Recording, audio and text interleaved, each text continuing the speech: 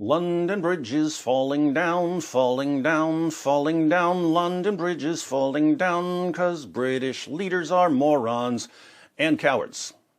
In 2017, 3 jihadis carried out a vehicular and stabbing attack that began on London Bridge. 8 people were killed and 48 were injured. The 3 jihadis were wearing fake suicide vests. Do you know why they wear fake suicide vests? To make sure that police shoot them because they want to die as martyrs. On Friday, a convicted jihadi who was on parole went on a stabbing spree that ended on London Bridge. 2 people were killed and 3 more were seriously injured. The jihadi, once again, was wearing a fake suicide vest. Why did these men want to die as martyrs? Because their religion teaches them that being killed while waging jihad is, quite literally, the greatest thing in the world. Sahih al-Bukhari, 2785. A man came to Allah's messenger and said, "Guide me to such a deed as equals jihad in reward." He replied, "I do not find such a deed." Sahih al-Bukhari, 2795.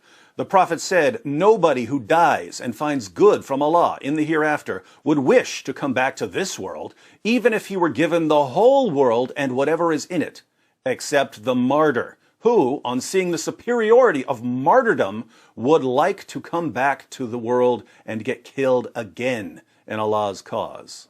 Sahih al-Bukhari, 2796. The Prophet said, "A single endeavor of fighting in Allah's cause in the afternoon or in the forenoon is better than all the world and whatever is in it."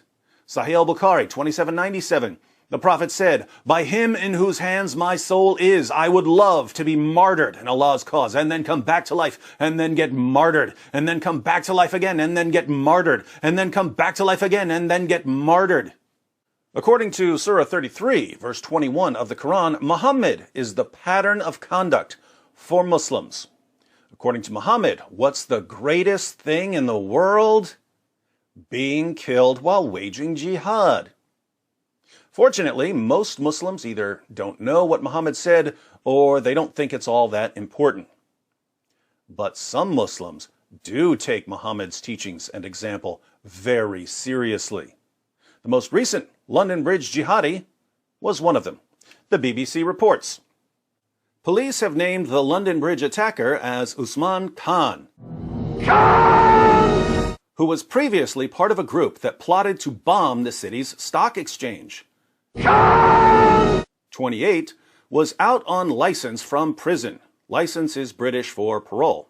When he killed 2 people and injured 3 others in the stabbing attack on Friday before being shot dead by armed police. Since being released in December 2018, his conditions requiring him to wear an electronic tag had been living in Stafford. This just in, British police shocked to learn that wearing an electronic tag doesn't stop someone from going on a killing spree. He also took part in the government's Desistance and Disengagement program, the purpose of which is the rehabilitation of those who have been involved in terrorism. Well, that program seems to be working out well. Was out of prison for almost a whole year before he went on a killing spree. In 2012, he was sentenced to indeterminate detention for public protection with a minimum jail term of 8 years after pleading guilty to preparing terrorist acts. The sentence would have allowed him to be kept in prison beyond the minimum term should the authorities have deemed it necessary. In a reference to and 2 other defendants, the trial judge said, "In my judgment, these offenders would remain, even after a lengthy term of imprisonment, of such a significant risk that the public could not be adequately protected by their being managed on license in the community, subject to conditions by reference to a preordained release date." Sounds like a smart judge. He added that the safety of the public in respect of these offenders can only adequately be protected if their release on license is decided upon at the earliest at the conclusion of the minimum term which I fixed today. Notice what he said here. He said he's not going to give and his friends a release date because they may be too dangerous to release. So he sentenced them to a minimum of 8 years, and only after those 8 years would it be decided whether to set a release date for parole. And yet, was released on parole, and he went on a killing spree. So what happened? But in 2013, the Court of Appeal quashed the sentence, replacing it with a 16-year fixed term, of which should serve half in prison. He was then released automatically at that point. So the trial judge said, look, you can't just release this guy after some fixed sentence. You don't know what he's going to be like when his sentence is up. The appeal court said, too bad, he's going to serve 8 years and then he's free to go. Was arrested in 2010, so he was free to go in 2018. Just as the trial judge warned, police could not adequately protect the public from this man. That's why people are dead. Electronic tags can't keep jihadis from stabbing people. Born and raised in Stoke-on-Trent, was originally jailed along with 8 others who were arrested in 2010. The 9, inspired by Al-Qaeda, had been under surveillance by MI5. The men, who were from Stoke, Cardiff, and London, were engaged in several plans, one of which involved a plot to place a pipe bomb in the London Stock Exchange. Those from Stoke were overheard discussing potential attacks in their city, including leaving explosive devices in pubs and clubs. Described members of the public as kuffar and dogs. By the way, look at the terms that are used for this group of jihadis. The 9, the men. Apparently, there's no more specific term that would apply to this group of men. At one point, was monitored in conversation about how to construct a pipe bomb from a recipe in an Al-Qaeda magazine. Ha!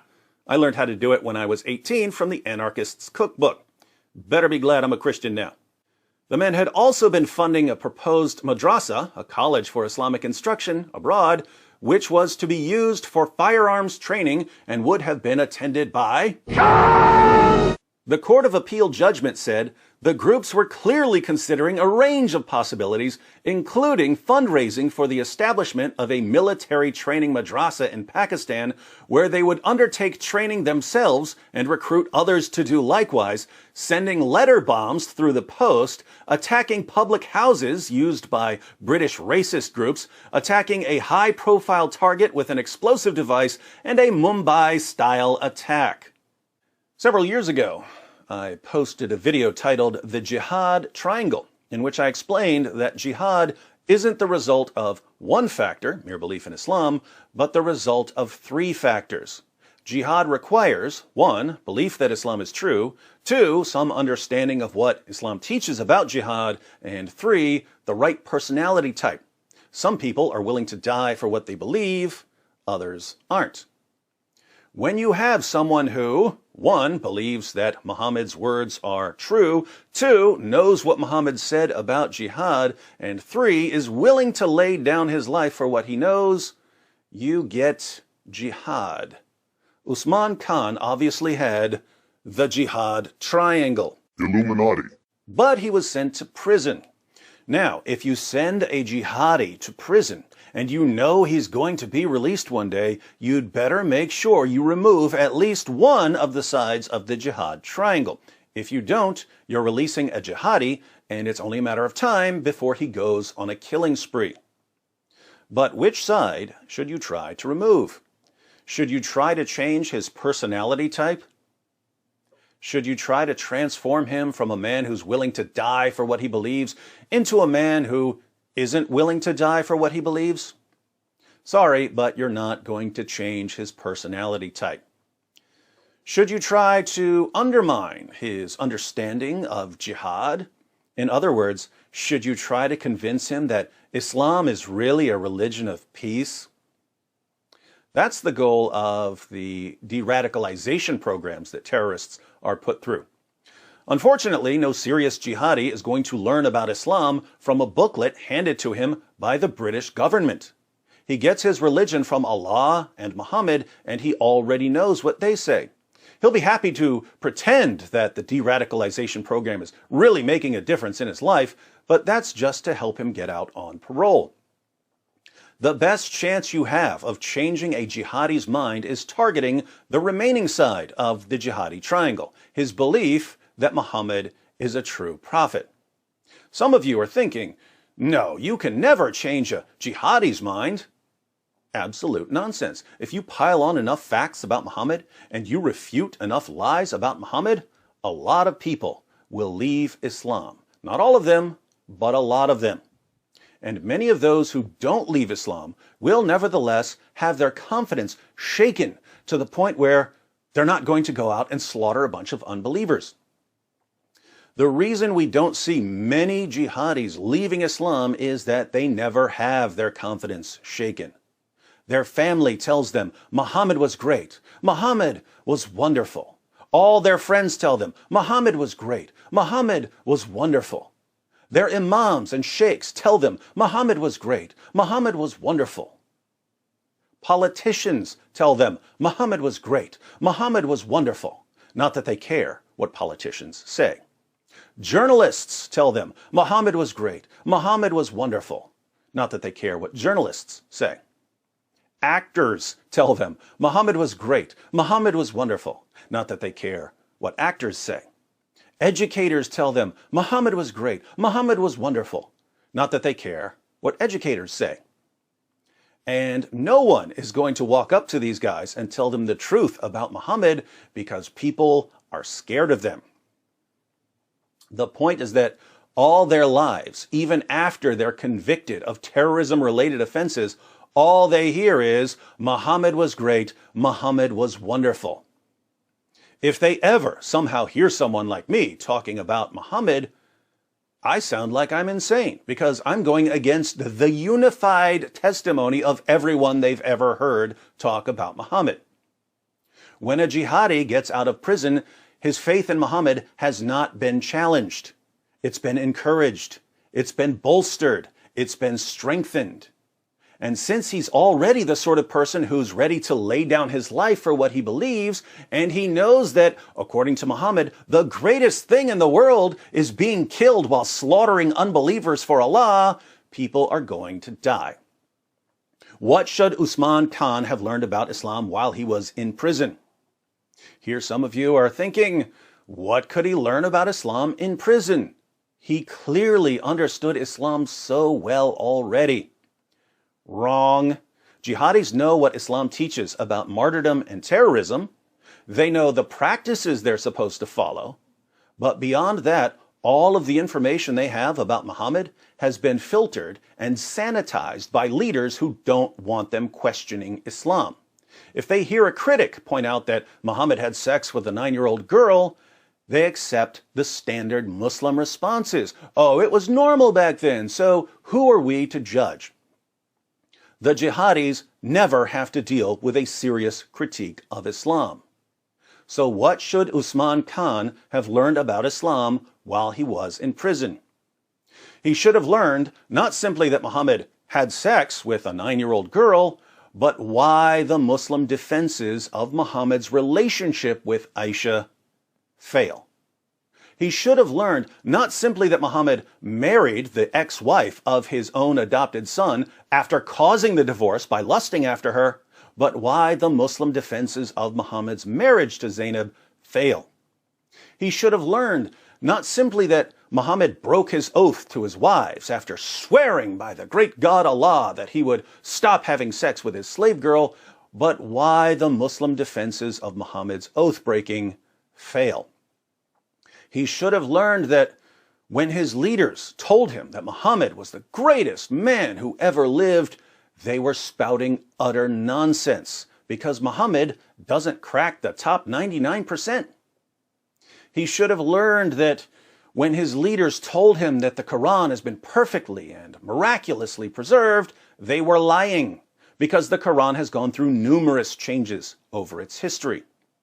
He should have learned that when his leaders told him that the Quran contains miraculous scientific insights, they were lying because the Quran is a scientific catastrophe. He should have learned about Muhammad thinking that he was demon-possessed when he began receiving revelations. He should have learned about Muhammad repeatedly attempting suicide. He should have learned about Muhammad admittedly delivering revelations from the devil. He should have learned about Muhammad claiming that he was a victim of black magic that gave him delusional thoughts and false beliefs. In short, he should have learned what no one has ever bothered to tell him, and he should have been shown all of these things directly from Islam's most trusted sources. In fact, convicted terrorists should be required to learn what no one has ever bothered to tell them about Muhammad. Terrorists should be locked in a cell where they hear David Wood and the Apostate Prophet and Islam Critiqued and Sam Shamoon and Christian Prince videos blasting over a loudspeaker 16 hours a day. It sounds harsh, but it's the best chance you have of breaking the Jihad triangle. Instead, Muhammad is praised by everyone, and the terrorist is eventually released from prison with the Jihad triangle perfectly intact and firmer than ever, and people get killed. The victims of these terrorist attacks are victims not only of the teachings of Muhammad, but also of the cowardice of politicians and journalists to stand against those teachings. Cowards should not be running countries. Cowards should not be reporting the news. Cowards should be huddled in corners, lamenting their own cowardice while wearing coward caps. Sadly, there are so many cowards in our time that they form a majority in many countries, and they choose people like themselves to lead them and report their news. The world doesn't need another coward, my friends. It doesn't need a smarter phone, or a better reality show, or a faster internet connection, or a tastier vegan burger. The world needs courage. Be the courage.